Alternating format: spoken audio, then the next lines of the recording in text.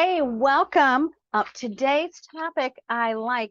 What is interesting to me, I had to write a list of all of you that are getting today's message, and it's 5 different categories. So if you are part of our group, if you are part of the small business cohort, if you are part of the 12-week year, if you are part of the $1,000,000 Smile Club, if you are part of the Prosperity Mindset group, or if you are in the Trailblazers group, this is for you. So what I really want to talk about is overwhelm because it happens a lot. And it happens a lot for the same reasons, especially for those of you who are in high achieving and high performing roles.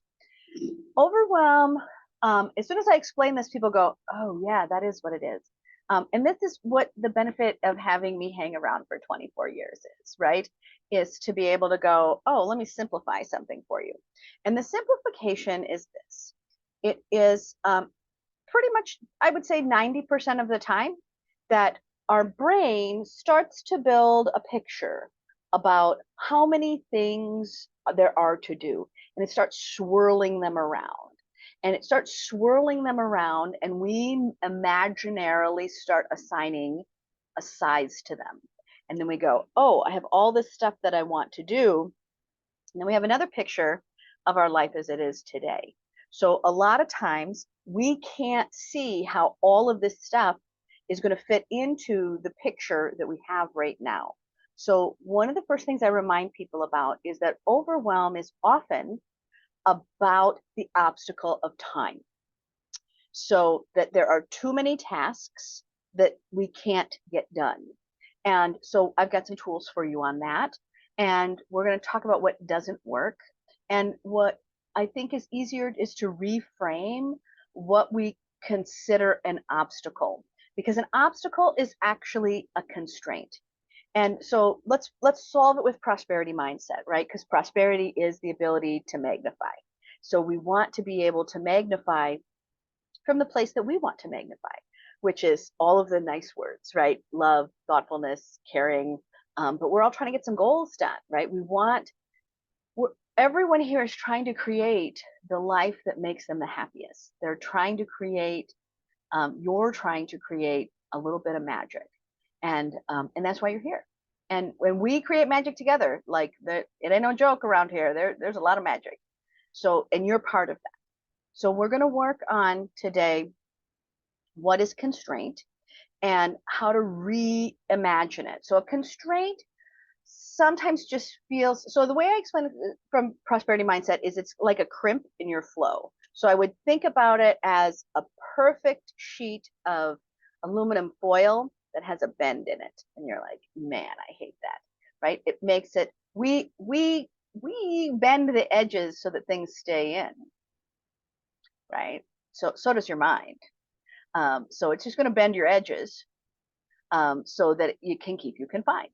So kind of cool, huh? So when you're thinking about a constraint, it's a crimp in your flow. It's somebody has something, some inhibition, some holdback, something is curbing what you're thinking about, and it's crimping that aluminum foil in your life. So what you want to be able to do is you have to go, oh, hey, if I notice there's a crimp, I can just kind of flatten it out. But sometimes it's not that easy because a lot of us have created obstacles for a lot of reasons. So one of the things that obstacles are is they're an opportunity, and so is overwhelm. It's an opportunity to look at what are the perceived obstacles. And I have the fast 5 R's. So I have a tool for you. But in constraint, sometimes it's inconvenience. Sometimes it's something that's intimidated you. So you've got to get to the words that describe what's the what's what's the descriptor of that overwhelm or that obstacle, and that we're going to rename a constraint, right? So what is it? Is it that it is an inconvenience? Is it that I'm intimidated about it? Is it that it's a burden? Is it that we're doing something that feels like a shortcoming? So what that means is that sometimes there's a defense mechanism of I don't want to do that because then I'm going to find the failure finder. So we all have a failure finder that's locked into all these different things that we do. That sometimes people will drop out of class around. Sometimes people drop out because their failure finder turned on, that they're going, I'm not doing it right, it's not working. Well, that's the obstacle, right? That you are going to run into as you start achieving. 100% of the time, we're going to walk into your failure finder. And your failure finder is going to be the obstacle that's there, and that's the obstacle that's going to send you into overwhelm. And it's either just that one, the straw that broke the camel's back, right? It's the one thing that made it kind of come through. And for those of you who view obstacles as a booby trap, sometimes people go, oh my gosh, it's a booby trap. It's going to, right? They have this Indiana Jones version of every obstacle being, deathly. And I just remind them it's not, we're not in Hollywood. We're not in Hollywood. So you can calm down. Nothing is booby trapped. So, when you start to look at those constraints, you want to name the emotion that's around them. You want to kind of look at what they are. Some things can feel really much like a shackle, that they are menacing, that an obstacle is menacing because it means that I have to face something that I don't like. And I will tell you this, it's easy to see it in other people, like how is that person doing it wrong? And sometimes we can view it as a burden for ourselves, but we will view it as a shortcoming in someone else. And a lot of times, anyone who has self-loathing behaviors, they'll view it as a shortcoming within themselves, and it's not. It's actually just a spatial conversation and a crimp that's in your flow. So I'll tell you what doesn't work. Browbeating does not work. If you are in overwhelm, or you're someone that you love or you're creating a life with is in overwhelm, they are having an obstacle around space and time. So dig at that lovingly, thoughtfully, so forth. Unshackle whatever that is, right? You're trying to flatten out the paper so the flow can happen again. And sometimes that flow coming back is just taking a minute, right? Taking a minute. But what doesn't work is hounding, browbeating, scare tactics. So if you have somebody that's not getting done, scaring them, this is going to, right? That's why they have this freak out, right? Pressure, extortion doesn't work either. Forcing people to do something, but extortion is, if you don't do this, I'll do this, right? It doesn't work. Just applying pressure when somebody's already overwhelmed doesn't help. So I'm going to give you the fast five. And the fast five, the purpose of them, right, is that we're trying to fruit the flow, right? One of the things that I remind people about is that when you're in overwhelm, it is the lack of flow, right? Overwhelm is that everything is stopped. There's a constraint, there's an obstacle, and there's an obstacle around space and time. And we also have all these emotions that are in there. So they're messy. It's messy. It's mucky. Sometimes it's quick. So one of the things that I've learned is that many times it's really a quick solve.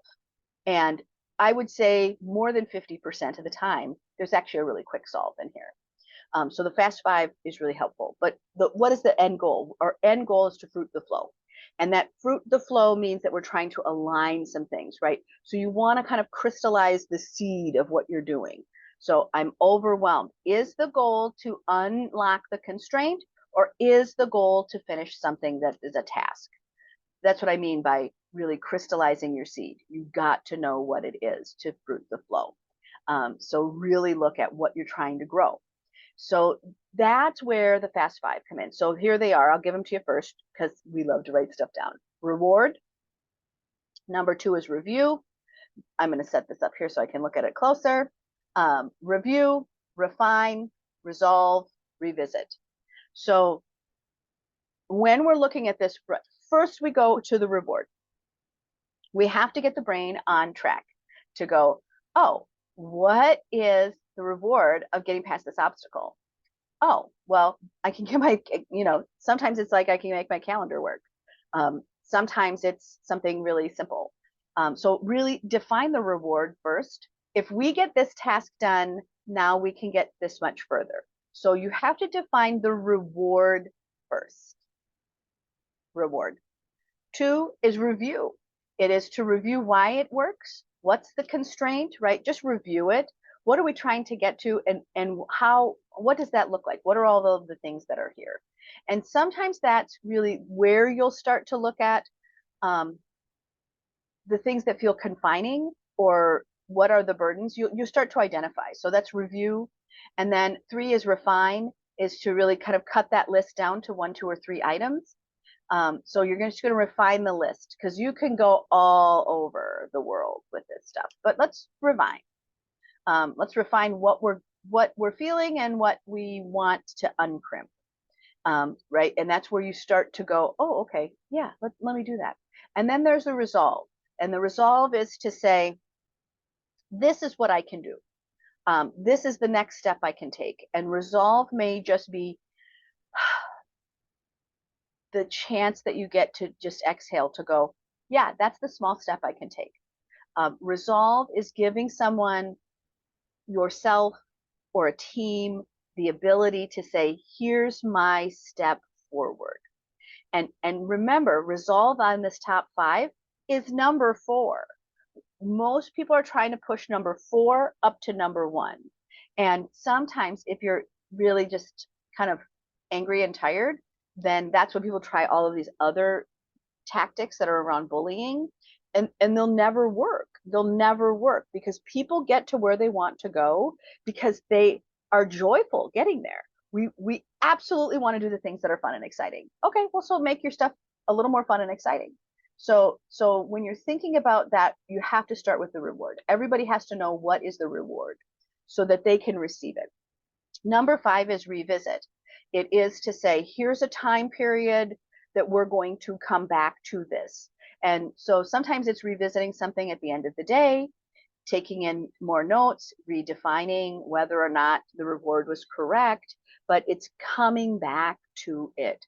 But you have to put in a revisit time, because if you are overwhelmed by an obstacle one time, chances are you'll be there until it's unwound. So if there is an emotional holdback, that you are feeling some sort of inhibition around that style or type of tasks, if you're feeling that, it's going to take a while for you to learn that. We see that a lot. I see that a lot in accounting.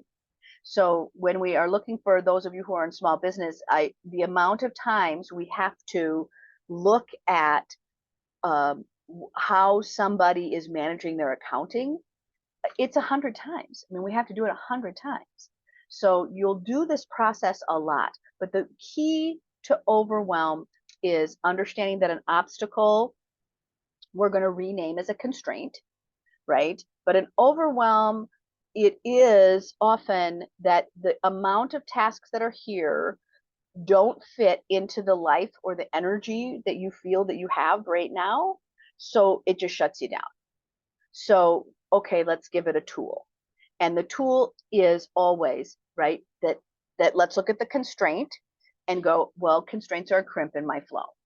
And start to identify the crimp in the flow. Is this that I have, is it that I just am triggering trauma and I'm going to shut down? Is this that my failure finder is showing up? Is this that I just have a defense, like, no more, like, I'm so overwhelmed all the time, don't give me another task, right? That's a trauma response. And boy, you can see that when somebody holds up their hand, right, that they already have an obstacle that they haven't processed. So, define if you are just, right, if the shutdown controller is just what's shutting on, right? The shutdown controller is, if you are someone that shuts down, that's a great piece of information. And that's a great piece of information that you will benefit from a process. If you are someone that as soon as you are overwhelmed, that you just shut down and you check out, that controller in your brain is saying, wow, you have too much all the time. It's not just today. This is just the one that sent you over. So it's really, people who have that shutdown mechanism really do benefit from reward systems. They really benefit from reward systems. So if you are going to focus on something, it is not focusing in on, I'm overwhelmed all the time. It is, for that person, you focus on fruiting the flow. And fruiting the flow is really looking at putting in tools and investments around propulsion tasks. So if a propulsion task or a tool is anything that can help things move faster or take off the weight. So an example that I would put in everybody's inbox is, right, is looking at your email and unsubscribing from everything that isn't really relevant to you right now. So if you're trying, you know what, you don't need that ad. You don't need all of that stuff mixed in to your tasks. So the first place I often start is a propulsion task, which is reducing the clutter, reducing what's in the inbox, reducing what's there. So those are propulsion investments. So if you are someone that when you have an obstacle and you immediately go to shutdown mode, it isn't about that obstacle. It's about all of the other obstacles. So start looking at what that is. And that is really looking at the purpose of fruiting the flow for you is to direct the ship in a direction. So you have to crystallize what the seed is, right? You have to look at that fast five, right? The original state, right? The state of origination. What are you trying to do? And what's the reward, right? So reward, review, refine, resolve, revisit. So what's the reward? Why do I want to get over this constraint or this obstacle or this overwhelm? Review what it is, right? What are all the things around this? What are the problems or the technicalities, right? Take a minute and just break it down. And sometimes the review for me is breaking down the task, because putting out a newsletter isn't just putting down a newsletter.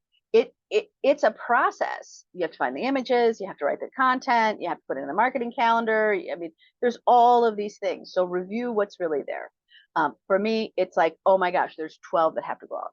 Well, no, I can just work on it for 30 minutes and see what happens, right? So refine is to really go, look, here's all the review. Let's refine it down to the top three. And really, if you focus on the top three, it's great. There's another methodology that's super helpful on this if you have a lot of tasks, and it's a grouping piece, but that we'll do that in a different day. So refine the task. 4 is resolve. That's the step forward I can take. Notice that it's not step 1. It's not step 1. Everybody wants to start at the end. I'm going to do this. Don't do that. Resolve is step 4. And then step 5 is to say, and I'm going to revisit this at a certain time. So you have to come back to it. And what will happen if coming back to a task is, because you're in the same start point again, it feels less dodgy. So you'll just get a little bit of exhale on that concept in general. So this is a large task. Thank you so much for coming to class. You are the reason that we're here. So thank you so much for signing up for class, for being part of the different programs. And it is an honor every day that I get to hang out with you. And I don't forget that. I don't forget that. And you are doing great things in the world. And those great things mean a great deal to a great many. So keep doing them. And anything that I can do to help you keep doing the great things you're doing for the great many, I'm in on. Okay. Have a great time. Bye.